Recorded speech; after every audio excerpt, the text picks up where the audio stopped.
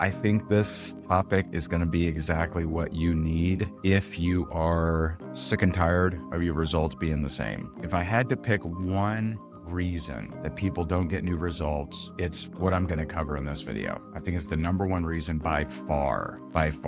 And so here it is. Here it goes. I don't know if you're ready for it or not, but the brutal truth about why your results stay the same. And the truth is your comfort zone is producing your current results perfectly. Let me say that again. Your comfort zone is producing your current results perfectly. I'm going to be very specific here. So long as you wait to feel like taking new action, you are getting the exact results you should be getting. I know. You don't want to hear that. No one wants to hear that. You want to hear some kind of magical injection or patch that's going to give you motivation. I know. I got it. You want some incantation or affirmation or proclamation or emancipation. You want some kind of thing that's going to make you feel like doing the work you're not doing, and it doesn't exist because motivation doesn't precede new action. New action creates motivation. All of the results that you wish you were getting is all bundled up in you doing the work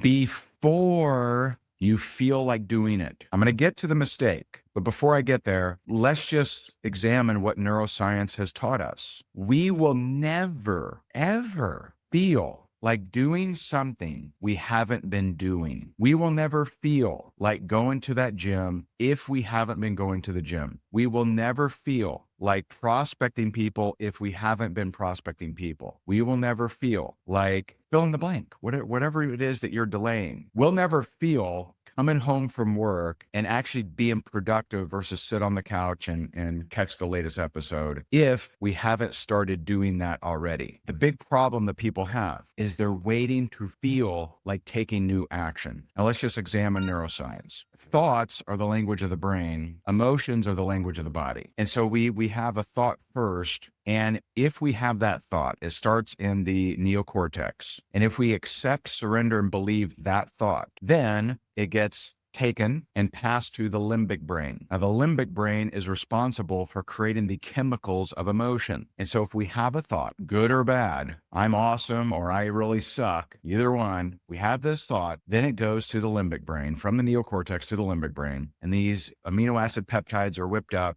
They're shot down the spinal cord. They hit the adrenal glands, and that's what creates the chemicals of emotion or feeling. Okay. So for us to crave to do something or actually want to do something, we have to have been thinking about it, taking action on it for a period of time before the cells in our body will ever crave doing that thing. So the mistake is wanting to skip the process. The mistake is, man, I sure wish I had like a patch, right? And it just made me feel like doing things. That's not how it works. You're skipping some steps. It's not motivation that should precede action. It's taking the action when you don't want to that will have you starting to crave taking that same action again. So it's not about craving new action. That'll never happen. It's about craving. What will happen is you will crave whatever you've been doing over the period of time. So if you come home, grab a beer, sit on the couch, watch Dances with the Stars, and you've been doing that,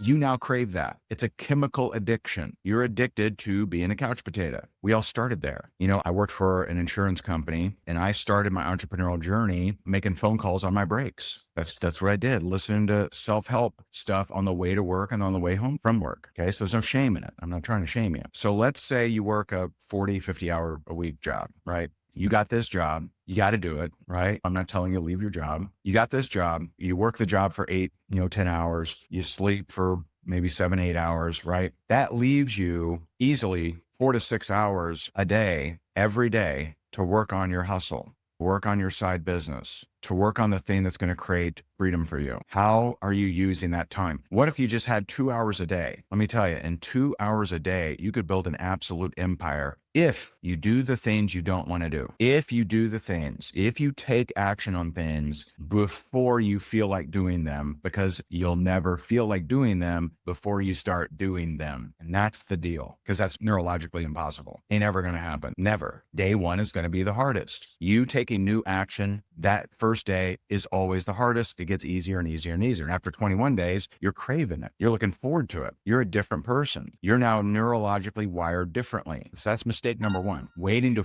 feel like prospecting or waiting to feel like not sitting down and watching Game of Thrones or whatever. But there is a second mistake. And that second mistake is to, see a video like this and you're like, you know what? I'm gonna go hard, bro. Right? I'm gonna kill it. Right? So I'm gonna take every single minute of my day and I'm gonna pour it into building my business. You do that, some of you, 5% of you, 10% maybe. You do that, and 3 days later, you're completely burnt out. Has anyone ever gotten fired up, man? You saw the Miracle Speech or Braveheart, Freedom, right? Or you saw, the Sylvester Stallone, life is going to punch you in the face and you get fired up, man. And so you go to the gym and you're going for 4 hours. And then the next day you're very, very sore, but you go back for an hour. And then the third day you're so sore, you skip that day and then you stop going completely. That's a mistake. That's an absolute mistake. You got to understand inertia. When you take the smallest action of change, it builds inertia. If you haven't been working out and you're like, well, I'll get in good shape eventually. A lot of people wish they would have taken it more seriously sooner. They end up in the hospital where it's too late. Okay. And then they have,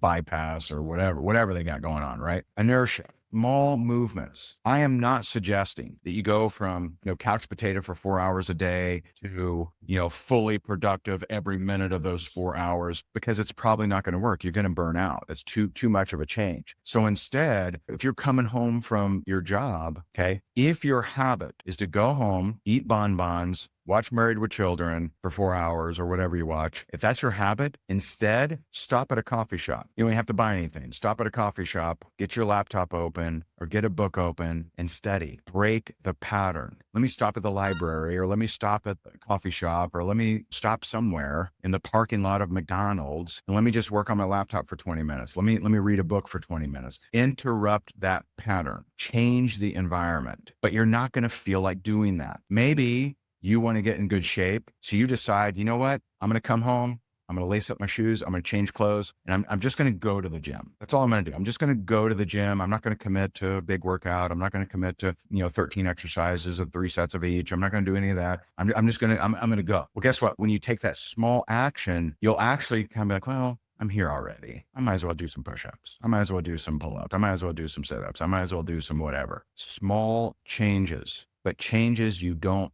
feel like doing. Stop waiting to feel like doing it. This is the brutal truth why results stay the exact same all the time. Your comfort zone is preventing all the things that you want, and it's creating your results perfectly. By the way, if people hear that term and they get triggered, like, well, I ain't comfortable. I'm struggling to pay my bills. No. That's not what I mean. I mean comfortable in your routine. There are people that are struggling to pay their bills that never get out of their comfort zone. They don't like the situation they're in. They think it kind of sucks, but they won't do anything because they're waiting to feel the motivation. Yet you will never, ever feel that, ever. You'll never feel motivation prior to action. It ain't ever going to happen. Stop wishing for it. Stop waiting for it. Stop hoping for it. And instead, go do the work you don't feel like doing, even if it's a little bit. And it'll get easier and easier and easier and easier. So I hope that's helpful. And so I appreciate you so very much. God bless you. And I'll talk to you soon. Bye for now.